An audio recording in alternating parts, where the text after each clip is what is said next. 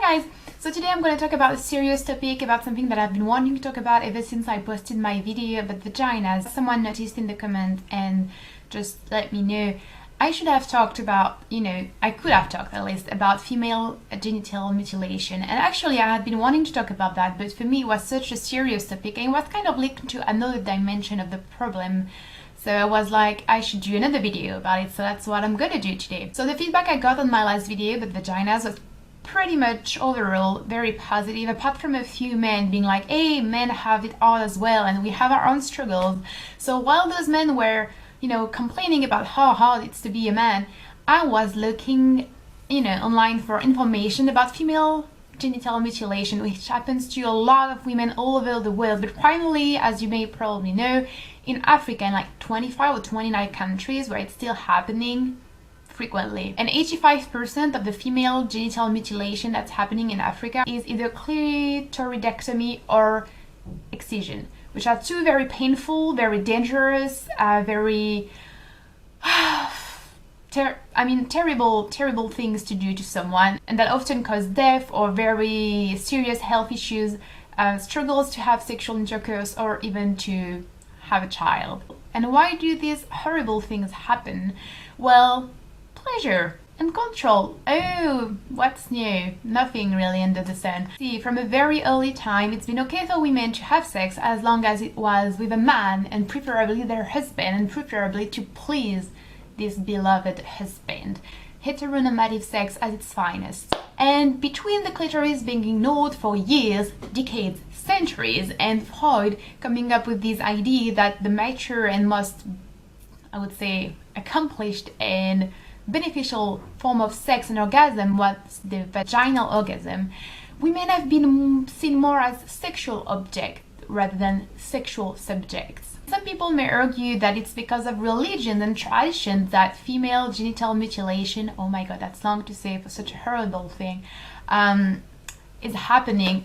But this is only an excuse, because there is no religion that, recommends or just condones any form of mutilation of that sort. And Herodotus, 5 centuries before Jesus Christ, so way before religions appeared, was already observing this kind of awful and barbaric practices among some people. It's been around for a while, and it's not about religion, it's not about tradition, it's just about controlling women and making their lives a lot harder than they are already. So let's not be fooled by any criticism or comments such as, hey, religion, sex, and that's the reason why. No, it's not. If religion were not here, men would find another way to control and oppress women. These are only excuses for men to have women as they wish or expect them to be in bed. Simple. And you know what reinforces this idea and this pretty accepted fact, I would suppose, that this is all about controlling women and controlling their sexuality and controlling their ability to feel pleasure and to be kind of like in control and in charge of their own sexual desire and sexual life. The fact that female genital mutilation was once used as a way to curb masturbation. It hasn't only been a thing in Africa or in Southern East Asia. It happened in the States and it happened in Europe as well. During the 19th century, many doctors actually removed the clitoris of many women who were said to be insane, hysterical, or any kind of issue that they may had. And especially women who liked to masturbate. It was actually believed, I'm quoting, that a natural irritation of the clitoris, which basically means something else or someone else than a man, caused hysteria, epilepsy, and other diseases. It sounds way worse than being deaf, in my opinion, even though I have to admit that men also, during the Victorian era, and even in the States, when obviously it wasn't the Victorian era, men were also really blamed for, masturbating, and they had all sorts of devices to prevent them from doing so, but it was a less of an important and serious issue than it was for women, and they were not basically they didn't cut anyone's dick. Even nowadays, it's obvious that female masturbation is a taboo, while male masturbation is completely okay and will go about how it's normal, all guys do it. without even realizing how sexist it is and how reducing it is. Now, I'm not saying that everyone should masturbate. Really not.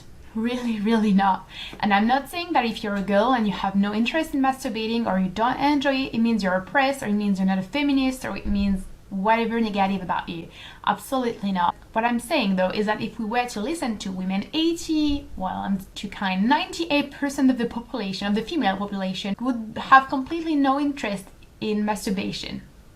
And I'm not saying either that you should tell people that you're masturbating if you don't feel like doing so. Actually, I'm not saying that you should tell anyone, private or whatever, if not private, that you don't feel comfortable sharing with anyone. What I'm saying though is that if you're talking about masturbation, or if that's a question that somebody asks you, whatever the circumstances may be, don't say, oh no, I've never done it, oh no, I never did that, or that's disgusting, if it's a lie.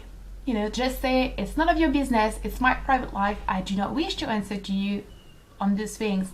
Because by doing so, you will not contribute to this idea that women are pure and are not interested in sex and have no sexual desires and are much less interested in sex than men, and that, you know, women who do care about sex, enjoy sex, and masturbate are that kind of girl. You don't want to do that to other girls, you don't want to do that to the whole womanhood. So just please be mature about it. People masturbate, some people do, some people don't, and that's fine. And please, basically, let's all keep in mind that nothing is as simple as it may appear to be, and we are all influenced by what's around us. We cannot deny that female sexual desire has been overly underestimated for probably as long as it can be remembered, because women were seen as an object of sexual desire and not an actor or a subject of sexual desire. And when a woman wants to please herself without a man, whether it's because she's interested in girls, or she likes sex toys, or she likes her own body, whatever, it's often frowned upon, because we live in this society where, you know, all happens in the vagina because it's where the penis is supposed to go, and we're here to please the penis basically, but that's not how it works. And even with a guy, there are so many different ways to have sex, to enjoy sex. So thank you for watching this video, guys. I hope it was kind of interesting. Feel free to let me know what you thought about it, and I will talk to you soon. Bye!